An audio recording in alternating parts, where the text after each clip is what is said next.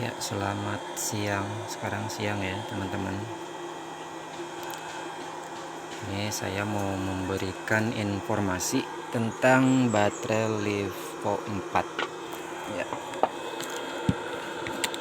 Jadi, baterai Livo 4 ini yang 30 ampere power. Saya pakai untuk penerangan, kemudian untuk musik ya di kebun durian sini. Ini untuk teman-teman jangan coba-coba menggunakan Livo 4 tanpa BMS ya. Hasilnya kayak gini nih. Ambil. Matiin dulu. Kita sedang memproduksi air.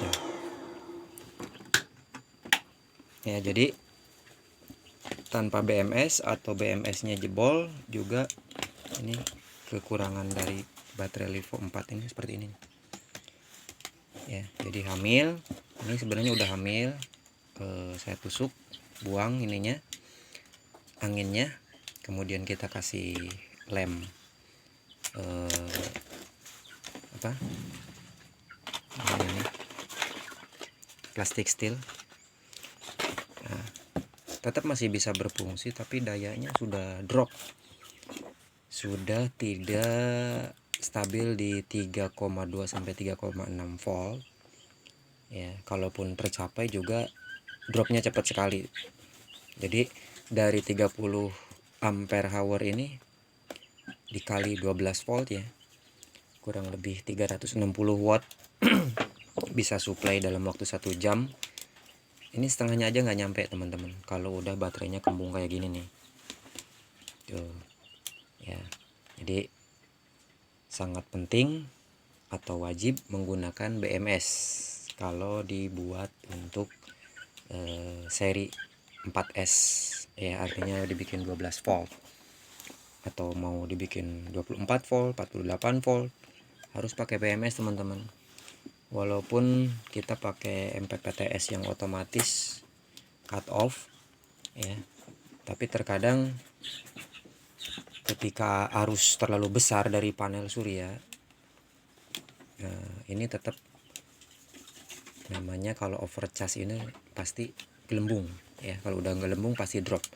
Lebih bagus lagi teman-teman pakai balancing ya, selain menggunakan BMS baterai management system juga pakai balancing agar setiap selnya ini rata voltasenya ya. Jadi kalau 3,5 semua, 3,2 3,2, kalau 2,7 semua. Nah, ini juga sama. Ini yang 120 ampere hour. Ini saya beli second ya, namanya second, untung-untungan ya. Udah belum nyampe setahun ini, beli 400 ribuan. Kalau ini sekarang turun ya harganya, di marketplace sekitar 170 ribuan kalau nggak salah. Kondisinya baru.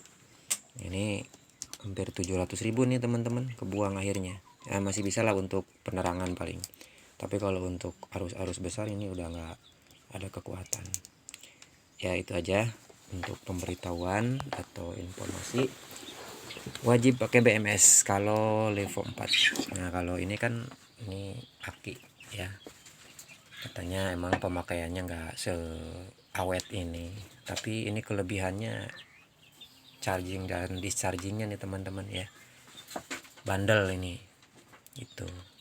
Makanya saya manfaatkan dari panel surya ketika produksi air dari jet pump ataupun submersible.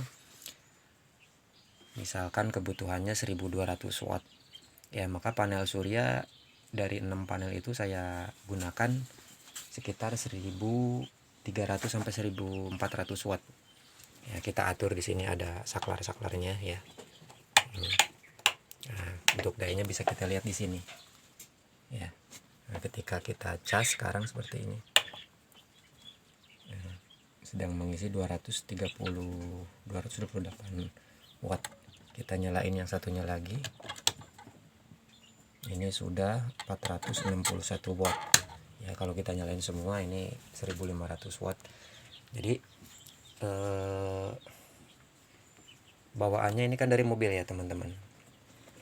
Pada saat di mobil itu aki timbal seperti ini, produksi juga, pemakaian juga ya, jadi charging juga, discharging juga seperti itu. Makanya ketika kita bikin PLTS, kalau untuk pemakaian besar tanpa dicas, ini kekuatannya nggak nyampe setengahnya ya. Dia dari misalkan ini 100 ya, 100 ampere kali 12 volt 1200 watt secara rumus, tapi ketika kita pakai paling hanya 500 watt ini kekuatannya gitu. Kesananya nantinya drop.